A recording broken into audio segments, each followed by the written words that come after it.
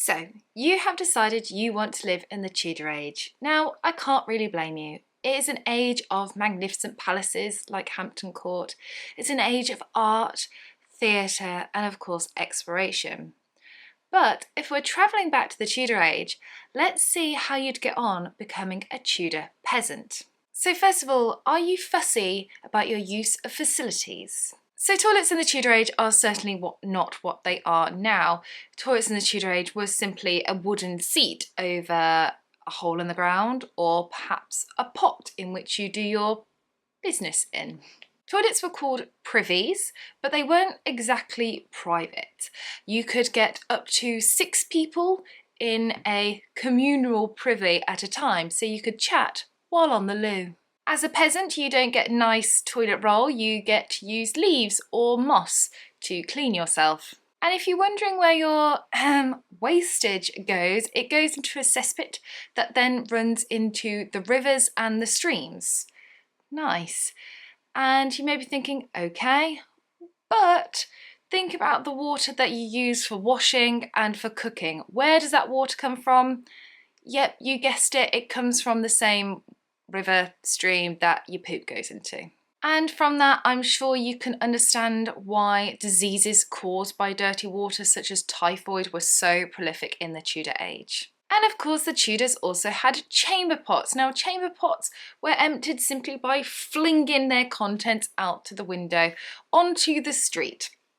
Now, part of Tudor fashion were these lovely shoes. They were shoes that were kind of like a platform, so you kind of didn't walk in the poo of not just human waste, but animal waste as well. Nice. Now, how is your health? The Tudors' idea of health and well-being is certainly not what we have today, and their idea of where illness comes from is certainly not what we know today through scientific research. The Tudors thought that infections were carried around in bad smells rather than germs that caused infections. So they carried things called pomanders. The rich had beautiful ones encrusted with gold and nice stones, etc. And they had things inside them and they'd waft it everywhere and try to cover up these bad smells which carried the illnesses, or so they believed. Now, if you, for whatever reason, needed a surgeon during your stay in the Tudor era, look no further than your local barber. That's right, your barber was the surgeon. After all, he had the sharpest tools. Now, in the modern age, you might head off to your local barbers and you might see a pole, and on that pole it is red and white. Now, the red is to illustrate the blood, and the white, the bandages, again coming back from the Tudor age. The Tudors had lots of interesting ideas of how to cure ailments.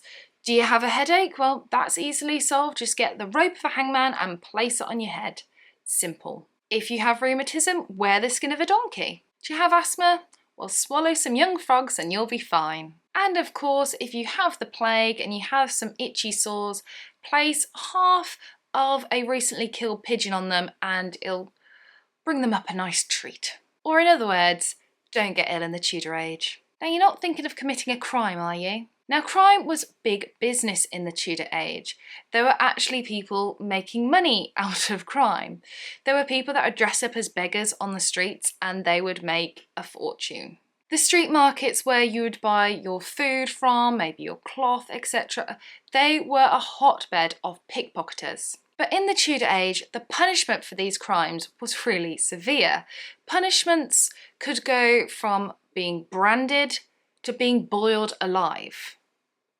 Don't commit a crime in the Tudor age. Now, you're not too fussy about your diet, are you?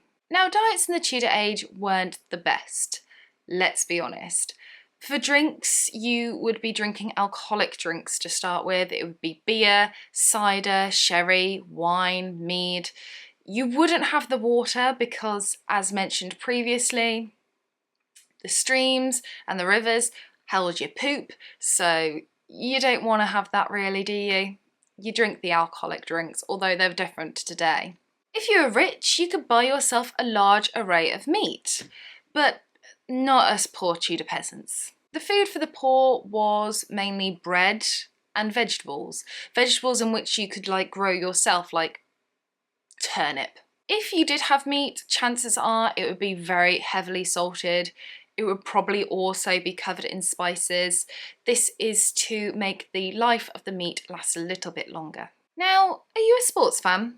The Tudors, like ourselves, did love their sports. Football was a really popular sport, although it certainly isn't what it's like today. Football was played between different villages, and the rules are quite simply, there are no rules really. Now, I am glad to say that there are some Tudor games that don't exist anymore, one of which is called cudgeling.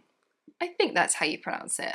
The idea of this is it's a two-player game and each player has a short stick, and the aim is to hit your opponent on the head. A point is scored each time you make your opponent bleed. Now, you're not a female, are you? Females had a bad luck of it in the Tudor age, to be quite honest. You could be married off from the young age of 12. Females often didn't get to go to school because they wanted to educate the boys. They also didn't see the point because most often these girls would then go off to become housewives, so why educate? And you might be wondering what happens if you don't marry. Well, you could become a nun, or you could become a spinster. Now, where does the word spinster come from? It actually comes from the Tudor age, because one of the jobs for Tudor women was to be a spinner on a spinning wheel, spinning the yarn, and hence spinster, and that would become your job. Are you a hard worker?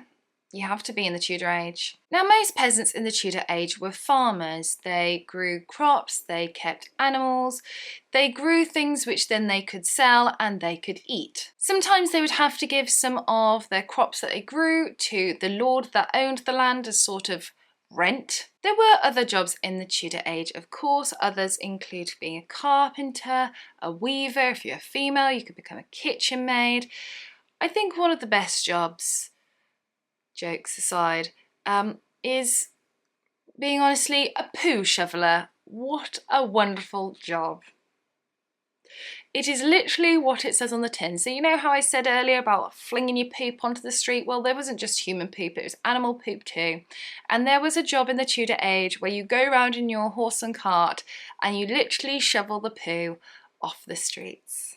Lovely. But either way, Tudor jobs weren't that great because you worked all the hours under the sun. You had very little time off and you got paid very little too. So it wasn't great. And finally, what do you like to do for entertainment? Now, as I said, Tudor jobs kept you very busy. You didn't have much time off, but you might be wondering, what could you do with your little time off that you have available? Well, the most popular thing in the Tudor age, of course, was the playhouses. When we think of the Tudor age, particularly the Elizabethan, we think of it as an age of Shakespeare, and of course, playhouses were very popular. If you were poor, you'd probably go in the open air stages, you'd have to stand, and it would cost you a penny, and then you just kind of hope that it doesn't rain. The snack of choice for going to the theatre would be nuts, either for eating or throwing at the actors. Other popular pastimes include going to watch a public execution, because why not? There were also quite cruel sports like bear baiting and cockfighting, which certainly not my thing, but were popular in the Tudor age to gamble on. There was also street entertainers that you could pay a penny and watch them swallow a sword, for instance. But they also had games in which we like to play as well. Dominoes, card games, drafts were popular, and of course chess. So there we have it, that is all my questions. Now, I want to know in the comment section how you would get on becoming a Tudor peasant. Do you think it is a viable option for you? I would also like to know in the comments where you'd like us to time to next. We've been a suffragette, we've been a land girl, we've been a 1920s, 30s bright young thing. Where shall we go to next? If you have enjoyed this video, please give it a thumbs up, chat to me in the comments, and I shall see you soon for the next video. Bye for now.